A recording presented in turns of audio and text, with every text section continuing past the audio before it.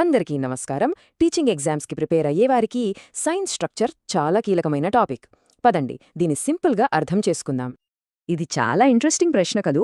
దీనికి సమాధానం సైన్స్కి ఉన్న 2 రకాల స్వభావంలోనే ఉంది. సరే, ఈరోజు మనం ఏమేం తెలుసుకోబోతున్నామో చూద్దాం. ఈ అంశాలన్నీ వివరంగా చర్చిద్దాం. సైన్స్ అంటే ఒక నాణానికి 2 వైపులన్నమాట. ఒకటి మనకు తెలిసిన విషయం, రెండోది ఆ విషయం ఎలా తెలిసిందనే పద్ధతి. సైన్స్కి 2 మెయిన్ స్ట్రక్చర్స్, పునాది లాంటివి.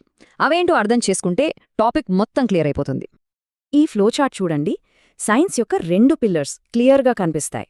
అవే సబ్స్టాంటివ్, సింటాక్టిక్ స్ట్రక్చర్స్. మొదటిది సబ్స్టాంటివ్ స్ట్రక్చర్. సింపుల్గా చెప్పాలంటే ఇది సైన్స్ యొక్క ప్రోడక్ట్, అంటే మనకు తెలిసిన నాలెడ్జ్ అనమాట. ఇక రెండోది సింటాక్టిక్ స్ట్రక్చర్. ఇది ప్రాసెస్, అంటే సైంటిస్టులు నాలెడ్జ్ని ఎలా బిల్డ్ చేస్తారు అనే పద్ధతి. సరే, ఇప్పుడు ఆ ప్రాసెస్ స్కిల్స్ ఏంటో చూద్దాం. ముందుగా బేసిక్ స్కిల్స్తో స్టార్ట్ చేద్దాం.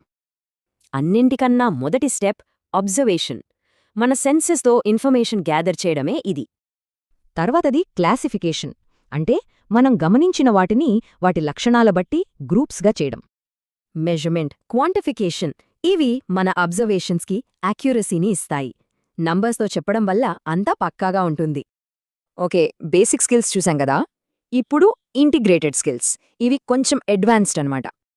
ఒక ఎక్స్పెరిమెంట్లో చాలా ఇంపార్టెంట్ స్కిల్ ఇది, కంట్రోలింగ్ వేరియబుల్స్, అంటే ఒకేసారి ఒకదాన్నే మార్చి టెస్ట్ చేయడం.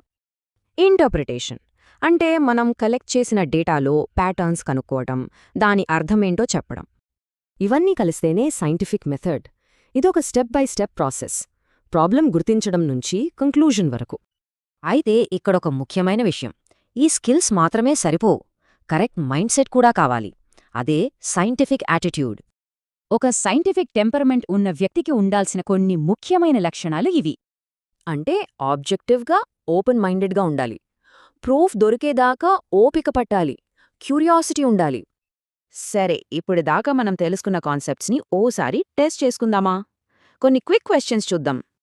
ఫస్ట్ క్వశ్చన్, నాలెడ్జ్ని బిల్డ్ చేసే ప్రాసెస్ని ఏ స్ట్రక్చర్ అంటాం? సబ్స్టాంటివా లేక సింటాక్టికా?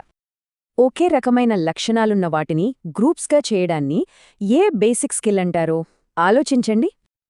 ఓకే, లాస్ట్ క్వశ్చన్, సరైన ప్రూఫ్ దొరికేదాకా ఒక నిర్ణయానికి రాకుండా ఆగడాన్ని ఏమంటారు? ఈ కాన్సెప్ట్స్ అంటే స్ట్రక్చర్స్, స్కిల్స్, యాటిట్యూడ్, వీటి మీద గ్రిప్స్ సాధిస్తే సైన్స్ని అర్థం చేసుకోవడం చాలా ఈజీ అవుతుంది.